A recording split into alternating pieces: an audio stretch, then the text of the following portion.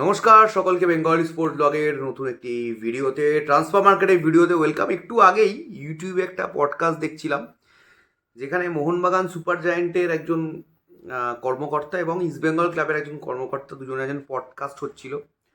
খুবই ইন্টারেস্টিং। এবং এই ট্রান্সফার মার্কেটের ভিডিওটা বানাতে বানাতে সেই পডকাস্টে একটি প্লেয়ারের নাম উঠে এলো, যাকে নিয়ে আজ থেকে 2 বছর আগে সামার উইন্ডোতে একটা আলোড়ন পড়ে গেছিলো, একটা বিস্ফোরণ ঘটে গেছিলো। সেই প্লেয়ারটির নাম আপুইয়া লালতে। এবং সেই আপুইয়ার টাইমে আপুইয়ার এজেন্ট কিভাবে টাকা পয়সার দর কষাকষি করে কিভাবে আপুইয়ার দামটা বাড়িয়ে ইস্টবেঙ্গলে যেতে যেতে কিভাবে মোহনবাগান সুপার জায়ান্টে চলে যায়, সেটা অনেক ডিটেলে কিন্তু ওখানে বলা হয়েছে। তোমরা যদি পডকাস্টটা না দেখে থাকো, গিয়ে দেখতে পারো। এটা আমাদের যিনি ক্রীড়া সাংবাদিক রয়েছেন তার চ্যানেল, আর চ্যানেলটার নামটা আমার এক্স্যাক্টলি এই মুহূর্তে মনে আসছে না। গৌতম বাবুর চ্যানেলের নামটা এক্স্যাক্টলি আমার এই মুহূর্তে মনে আসছে না। যদি মনে আসে পরবর্তীতে আমি ডেসক্রিপশানে লিঙ্ক দিয়ে দেবো, তোমরা দেখো।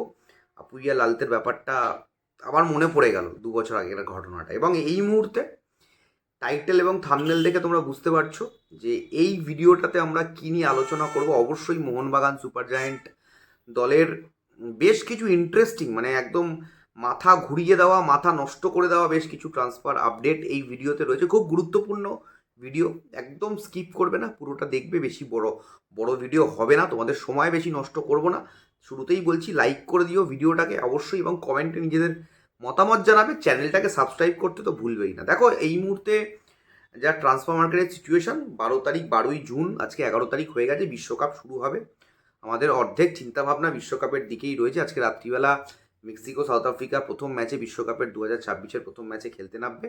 বাট 12 তারিখ থেকে ইন্ডিয়ান ফুটবলের কিন্তু ট্রান্সফার উইন্ডো খুলবে, এবং প্রতিটা দলই প্রায় মোটামুটি যে একটা কেন্দ্রীয় ক্রীড়ামন্ত্রীর তরফ থেকে যে একটা অ্যাসুরেন্স পাওয়া গেছে, মোটামুটি সেপ্টেম্বরের 4 তারিখ থেকে আইএসএল শুরু হবে।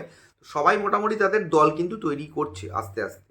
সেই জায়গায় আমি কালকে রাত্রিবেলা যখন লাইভে এসেছিলাম, তোমাদেরকে একটা আপডেট দিয়েছিলাম যে Mohun Bagan super giant desperately looking for a right winger, definitely. এবং আমি এটাও বলেছিলাম যে ছাং থেকে তো তারা আগের সিজন থেকেই বা তার লাস্ট দুটো সিজন থেকেই তারা টার্গেটে রেখেছিল, কিন্তু সেই টার্গেটটা তারা ফুলফিল করতে পারেনি। Chhangte already contracted with Mumbai রয়েছে, এবং যেহেতু ট্রান্সফার মার্কেটে সব কিছুরই সম্ভাবনা থাকে, কোনো সম্ভাবনাই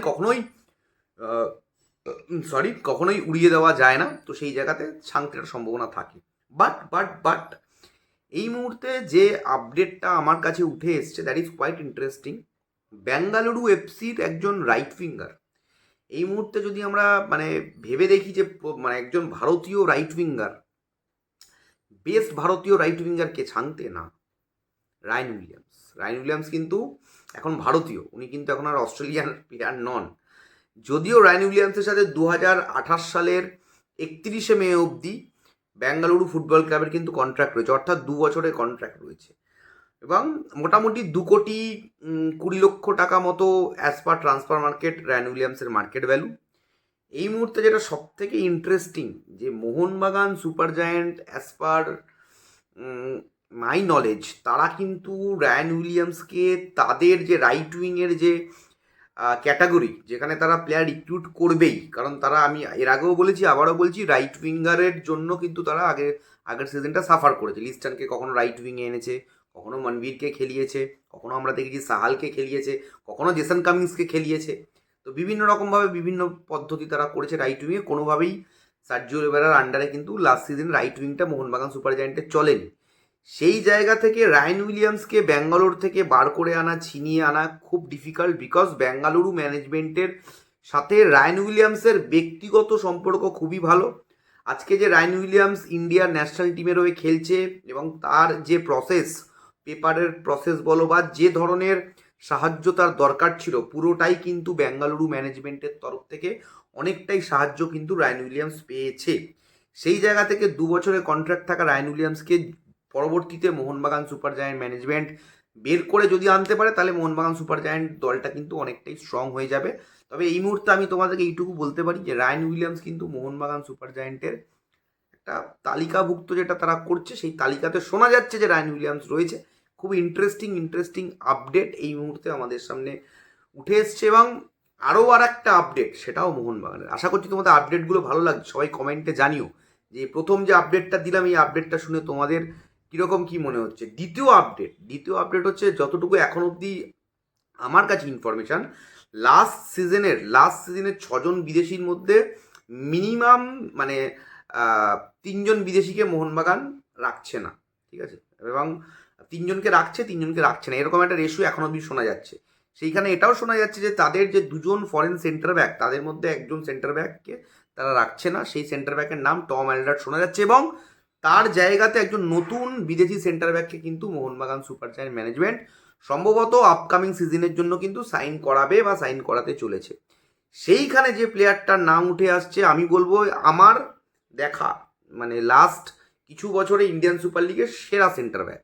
কেন সেরা বিদেশি সেন্টার ব্যাকদের যদি আমি কথা বলি, কারণ যেরকম গোল বাঁচায়, সেরকম গোল করা, সব রকম দক্ষতা সেই প্লেয়ারটা রয়েছে, একটা আলাদা লিডারশিপ এবিলিটি রয়েছে সেই প্লেয়ারটার মধ্যে। সেই প্লেয়ারটা আর কেউ নয়, জামশেদপুরের স্টিফেন এজে।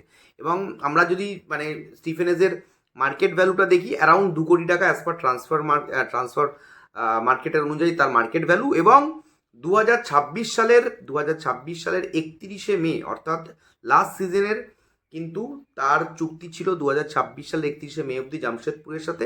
এবং এই মুহূর্তে কিন্তু স্টিফেন এজে, এই 32 বছর বয়সী নাইজেরিয়ান এই দীর্ঘদেহী ডিফেন্ডার কিন্তু এই মুহূর্তে কিন্তু ফ্রি এজেন্ট। এবং এই মুহূর্তে কিন্তু মোহনবাগান সুপার জায়ান্টের র্যাডারে কিন্তু এই প্লেয়ারটা কিন্তু রয়েছে। এবং আমার মনে হচ্ছে যদি মোহনবাগান সুপার জায়ান্ট এই ডিলটা ক্র্যাক করে দেয়, পরবর্তীতে অবাক হওয়ার কিছু থাকবে না, কারণ যেহেতু ফ্রি প্লেয়ার। রায়ন উইলিয়ামস বলো, চাংতে বলো, যেগুলো আমরা রাইট উইঙ্গার শুনছি, সেগুলো সব কন্ট্রাক্টেড প্লেয়ার, ট্রান্সফার ফির একটা ব্যাপার রয়েছে, তো এইগুলো একটা দীর্ঘায়িত হবে। এই ডিলগুলো যদিও হয় বা না হয়, যেটাই হোক, হলেও সময় লাগবে, এত তাড়াতাড়ি হয়তো হয়ে যাবে না। বাট এই স্টিফেন এজের মতো প্লেয়ার, যে ফ্রি প্লেয়ার রয়েছে, সেই প্লেয়ারেরকে কিন্তু নেওয়ার মানে চান্সেসটা অনেক মানে বেটার থাকে যে কোনো ম্যানেজমেন্টের কাছে। সেখানে মোহনবাগান সুপার জায়ান্ট তো অবশ্যই তাকে টার্গেট করেছে। এবং আমি একটা মানে আভাসও দিয়েছিলাম, বা একটা আমি বলবো একটা ইন্ডিকেশনও দিয়েছিলাম যে মোহনবাগান সুপার জায়ান্ট কিন্তু আরও ইন্ডিয়ান সুপার লিগের সফল বিদেশি সেন্টার ব্যাকদের পিছনে রয়েছে। পড়শি ক্লাবের মানে মোহনবাগানের পড়শি ক্লাব ইস্ট বেঙ্গল, তাদের বিদেশি সেন্টার ব্যাকের দিকেও তারা একবার চোখ দিয়েছিল, কিন্তু সেই দিকে খুব একটা কাজ হয়নি যতটুকু আমি জানি, অ্যাজ পার মাই নলেজ। তো সেই জায়গায় তারা কিন্তু তাদের চোখটাকে একটু অন্যদিকে ঘুরিয়েছে। পশ্চিমবঙ্গের কাছাকাছি, ওয়েস্ট বেঙ্গলের কাছাকাছি জামশেদপুর, সেই জামশেদপুরের সেন্টার ব্যাক স্টিফেন এজে খুব ভালো প্লেয়ার, খুবই ভালো প্লেয়ার, আমার পছন্দের একজন প্লেয়ার। সেই দিকে তারা হাত বাড়িয়েছে বলে এখন অবধি শোনা যাচ্ছে। দেখা যাক এই ডিলগুলো পরবর্তীতে কোন দিকে যায়, আদৌ হয় না, সেই দিকে আমাদের নজর থাকবে। এবং ডেফিনেটলি তোমরাও নজর রাখো বেঙ্গলি স্পোর্টস ব্লগে, এরকম আরও আপডেট পেতে। এবং যে আপডেটগুলো আপাতত দিলাম, এই আপডেটগুলো পরবর্তীতে কোন দিকে যায়, এই ট্রান্সফার কানেকশান রিউমার সব কিছু নিয়েই জমজমাট অবস্থা। এবং তার সাথে সাথে তো অবশ্যই বিশ্বকাপ আছে, সেই নিয়ে বেঙ্গলি স্পোর্টস ব্লগে মাতামাতি চলছে এবং চলতে থাকবে। Thank you so much. যারা ভিডিওটা দেখলে অবশ্যই কমেন্ট করবে, চ্যানেলটাকে সাবস্ক্রাইব করবে, আরও মানুষের কাছে একটু শেয়ার করো ভিডিওটা। যারা জানতে চাইছে হোয়াটসঅ্যাপ গ্রুপগুলোতে শেয়ার করে দিও, তাহলে আরও মানুষের কাছে এই ইনফরমেশানগুলো পৌঁছে যাবে। থ্যাংক ইউ সো মাচ, সবাই ভালো থেকো। এখনের মতো সকলকে টাটা, দেখা হচ্ছে খুব তাড়াতাড়ি নতুন একটা ভিডিওতে। সকলকে টাটা।